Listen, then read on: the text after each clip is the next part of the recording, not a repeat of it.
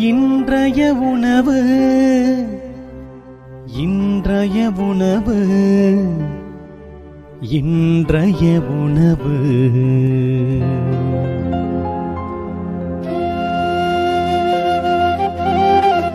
நற்செய்தி வழங்குபவர் தந்தை நிர்மல் ராஜ்.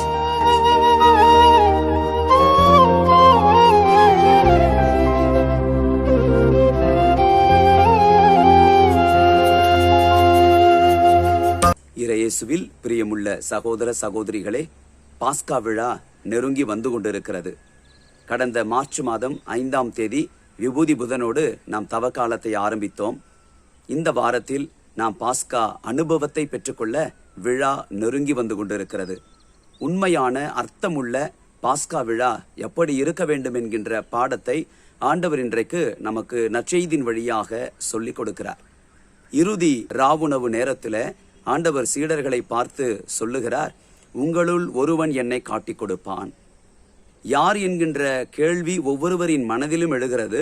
அதற்கு ஆண்டவர் சொல்லுகிறார், நான் யாருக்கு அப்பத்துண்டை தோய்த்து கொடுக்கிறேனோ அவனே என்று குறிப்பிட்டு அப்பத்துண்டை திராட்சை ரசத்தில் தோய்த்து அதை யூதாசி இஸ்காரியோத்துக்கு கொடுக்கிறார். ஆண்டவர் யூதாசை பார்த்து சொல்லுகிறார், நீ செய்ய வேண்டியதை விரைவாக செய் என்று குறிப்பிடுகிறார்.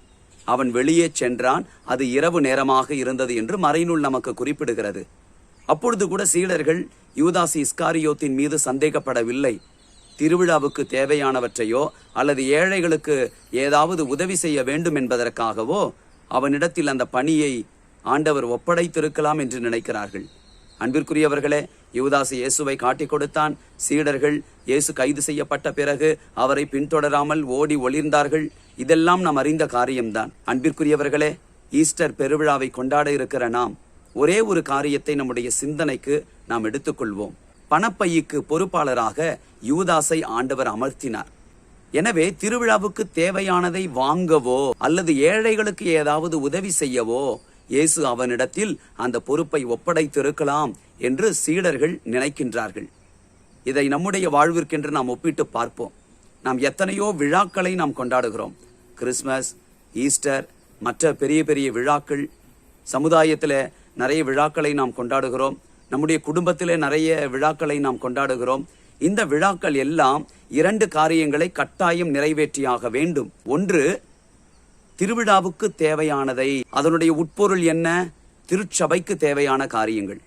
அந்த திரு நிகழ்வுகள் எல்லாம் நடைபெறுவதற்கு தேவையான ஆயத்த பணிகளை குறிப்பிடுகிறது. வழிபாட்டு முறைகள், அதற்காக கூடிய செலவினங்களுக்கு நாம் கொடுக்கக்கூடிய நன்கொடைகள், ஆலயத்தை தூய்மைப்படுத்துவது, குடும்பங்களை சந்தித்து குடும்பத்தில் உள்ளவர்களின் மனங்களை தயாரிப்பது, இவைகள் எல்லாம் திரு அவைக்கு நாம் ஆற்ற வேண்டிய கடமைகள்.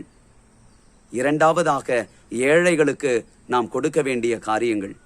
நம்முடைய திருவிழாக்கள் எல்லாம் அர்த்தம் பெற வேண்டும் என்று சொன்னால் ஏழை எளியவர்களிடத்தில் நாம் செய்ய வேண்டிய உதவிகள் எல்லாம் சென்று அடைந்திருக்கிறதா என்பதை யோசித்து பார்க்க வேண்டும்.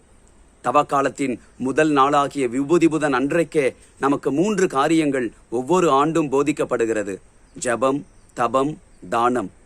இது 3மே ஏழைகளையும் திரு அவையையும் மையப்படுத்தி இருக்க வேண்டும்.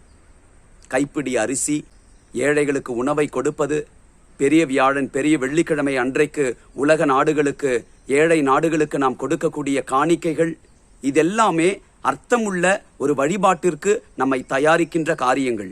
எங்கள் அன்பின் ஆண்டவரே, நாங்கள் கொண்டாடுகின்ற விழாக்கள் எல்லாம் வெறும் சடங்குகளை மட்டும் மையப்படுத்தியது அல்ல, மாறாக அயலானை, ஏழைகளை மையப்படுத்தியது என்பதை உணர்ந்து திரு அவைக்கும் எங்கள் அயலானுக்கும் ஏழைகளுக்கும் உரிய பகிர்வை, உதவிகளை திரு அவைக்கும் ஏழைகளுக்கும் எங்களால் ஆன உதவிகளை நாங்கள் செய்வதில்தான் எங்களுடைய விழாக்கள் எல்லாம் அர்த்தம் பெறுகிறது என்பதை உணர்ந்து அவைகளை செய்வதற்கு வேண்டிய பகிர்வு மனப்பான்மையை எங்களுக்கு கொடுப்பீராக. இயேசுவின் நாமத்தில் ஜெபிக்கின்றோம் தந்தையே, ஆமேன்.